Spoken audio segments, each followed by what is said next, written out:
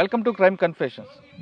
అడవుల్లో తిరుగుతూ పేద ప్రజల కోసం నిరంతర కృషి చేసే అన్నలు కొంతకాలం తర్వాత జనజీవన శ్రమంతో కలిశారు. దానికి కారణాలు వ్యక్తిగత కారణం కావచ్చు, లేదా అనారోగ్య సమస్య కావచ్చు, మరో ఇతర కారణం కావచ్చు. ఆ విధంగా కలిసిన వారిని పరిచయం చేసే ఈ కార్యక్రమంలో ఈ వారం మన గెస్ట్ రాజన్న అలియాస్ ఈశ్వరయ్య. నల్లమల్ల రాజన్ అంటే తెలియని వారు ఎవరుంటారు పోలీసులకైతే, ఎందుకంటే పెద్ద కొత్తపల్లి పోలీస్ స్టేషన్లో ప్రధాన పాత్ర పోషించిన వ్యక్తి. అప్పట్లో ఉన్న సాంబశివరావు గారు ఆ వ్యక్తి కోసం చాలా తీవ్రంగా కృషి చేశారు. ఆయన్ని ఎలాగైనా పట్టుకోవాలనుకున్నారు, కానీ అప్పట్లో పోలీసుల వల్ల కొంత కాలేదు. ఆ వ్యక్తి ప్రస్తుతం మనతో ఉన్నారు. ఆయన అడిగి ఆయన ఎందుకు అడవి బాట పట్టారు, అప్పట్లో పరిస్థితులు ఏ విధంగా ఉండేవి, వెళ్ళిన తర్వాత ఆయన అనుకున్న లక్ష్యం సాధించారా లేదా అనే అంశంతో పాటు ప్రస్తుతం ఆయన జీవన విధానం ఎలా కొనసాగుతున్న విషయాన్ని ఆయన తెలుసుకుందాం. అన్న నమస్తే. రాజన్న అలియాస్ ఈశ్వరయ్య, నల్లమల్ల రాజన్న. అవును. నల్లమల్ల అనగానే మహబూబ్ నగర్ దగ్గర నుండి కర్నూలు మీదుగా ప్రకాశం జిల్లా వరకు ఈ ప్రాంతం అంతా కూడా అప్పట్లో పోలీసులకి ఒక పెద్ద టాస్క్ ఇది. 3 వైపుల నుంచి పోలీసులు అందరూ, టాప్ మోస్ట్ సీనియర్ ఆఫీసర్లు అందరూ కూడా ఉండేవారు. ఎందుకంటే మీలాంటి వాళ్ళందరి కోసం వేటాడాలని. కానీ ఈ నల్లమల్ల మీద పట్టున్నది మీకు, తర్వాత కృష్ణానికి లేదా బక్కన్నకి, సాంబశివుడికి, ఇటువంటి వాళ్ళకి మాత్రం పూర్తి పట్టుంటుంది. బయట నుంచి వచ్చి పనిచేసే వాళ్ళు కొంతమందికి ఇబ్బంది ఉన్నా మీలాంటి వాళ్ళు ఇక్కడే పుట్టారు కాబట్టి మీకు ఇక్కడ చెట్టు పుట్ట అన్నీ తెలుసు. ఆ ప్రాంతంలో మీరు ఉన్న ప్రాంతంలో ఎందుకు అప్పట్లో పీపుల్స్ వార్ వెళ్ళారు, వెళ్ళిన తర్వాత మీరు అనుకున్న లక్ష్యం సాధించారా లేదా, వాటితో పాటు పెద్ద కొత్తపల్లి పోలీస్ స్టేషన్ని బ్లాస్ట్ చేయాలి అనే ఎందుకు ప్లాన్ వేశారా, యాక్షన్ ఆ ప్లాన్ ఎలా జరిగింది, ముందు రెక్కి వేశారా, ఈ ప్రశ్నకు ఒకసారి సమాధానం చెప్పండి. మాది కల్వకుర్తికి 7 కిలోమీటర్స్ తాండ్రా విలేజ్ అన్న. అది 1984-85 అంటే మేము ఉద్యమములు వెళ్ళడానికి కారణం. ఆ రోజులలో కల్వకుర్తి ప్రాంతంలో భూస్వాములకు సంబంధించినటువంటి పెత్తందారి విధానం బలంగా ఉండేది. సేమ్ టైం కారంచేటి సంఘటన, దాదాపు 7 మంది దళితుల్ని అక్కడ ఉన్నటువంటి భూస్వాములు ఊచకోతకోయడం.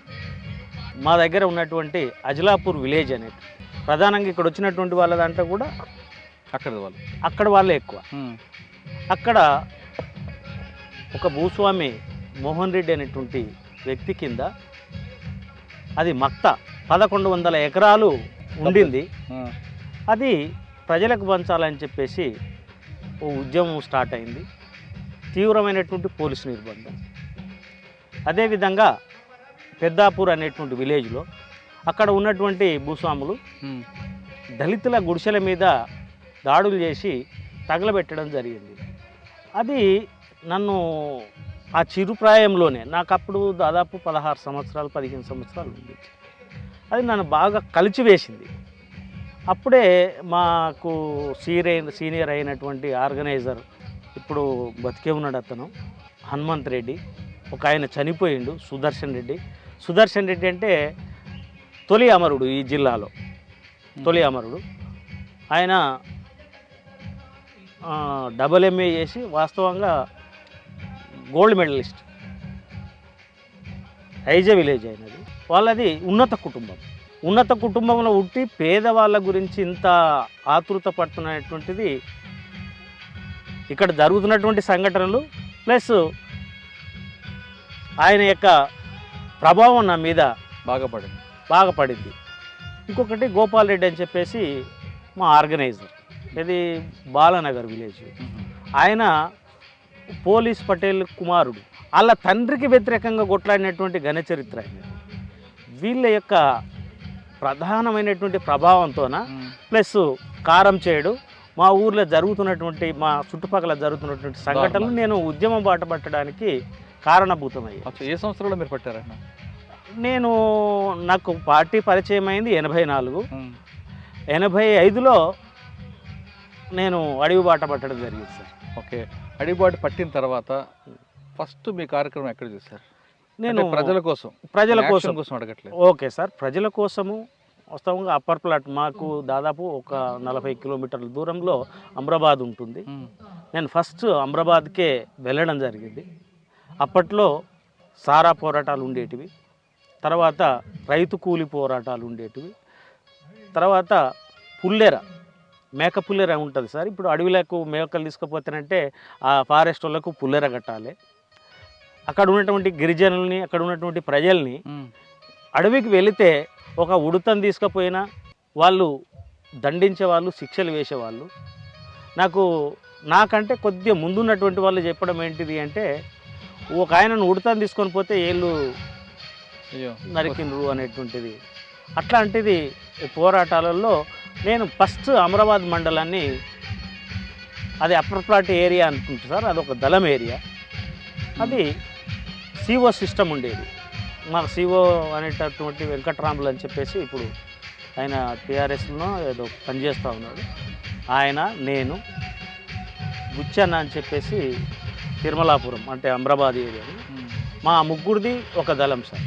అంటే ఫస్ట్ మీరు వెళ్ళి రైతు పోరాటాలు, సారా వ్యతిరేక ఉద్యమాల్లో పాల్గొని ప్రజల పీపుల్కి దగ్గర అయ్యాం సార్. మీరు వెళ్తున్నప్పుడు మీ ఇంట్లో వాళ్ళు అబ్జెక్షన్ చేయలేదా వద్దు అని? వాస్తవంగా ఏం సార్ అంటే, మా ఊర్లో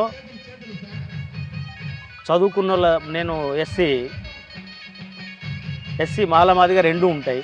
అందులో ఒక 5 మంది మాత్రమే చదువుకున్నటువంటి వాళ్ళు, అందులో నేను ఒక్కడిని. అయితే బెల్లంపల్లి అతను ఒక ఆయన నా దగ్గరనే ఉండేటోడు, ఆర్గనైజర్. ఆయన నల్లమల్ల ఫారెస్ట్నే ఆర్గనైజరు. ఆయనకు హెల్త్ బాగాలేక నా దగ్గరనే ఒక 4 రోజులు ఉన్నాడు. అయితే ఏంటంటే మా వాళ్ళకు చెప్పకుండానే నేను వెళ్ళిన, అంటే రాజకీయాలు మా ఇంట్లో మీటింగ్స్ జరిగేటివి, మా అమ్మ వచ్చినటువంటి ఆర్గనైజర్లను తిట్టి పంపించేది.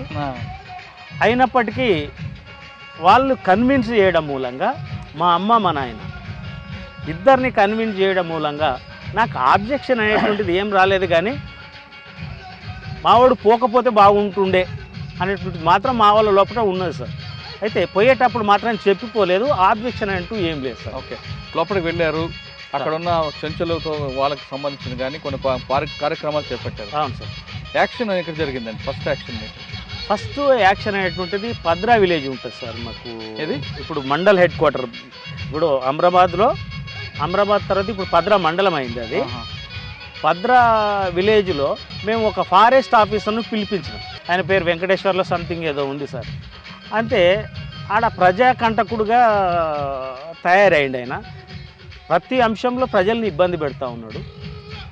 ఆయనను పిలిపించి మాట్లాడదామనేటువంటి ప్రోగ్రామ్ ఒకటి పెట్టుకున్నాం పగలే. అప్పట్లో ఇంత నిర్బంధం లేదు సార్.